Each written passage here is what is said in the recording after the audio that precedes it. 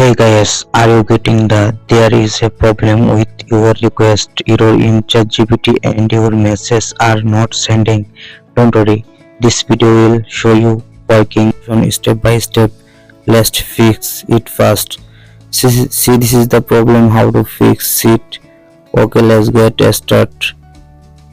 First, check your internet or Wi-Fi connection, and second, go to your phone settings and scroll down. Now click on the apps option and now search here ChatGPT. Now click on the ChatGPT and scroll down, then click on the force stop. Okay, and scroll down. Now click on the storage option and click on the clear cache and clear data, delete. Now click on the permission option and allow all permission.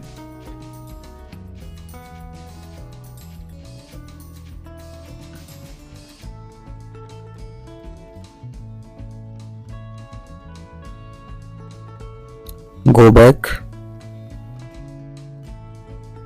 go to Play Store and now search here ChatGPT app. Check update to ChatGPT. My ChatGPT already updated. Okay, back,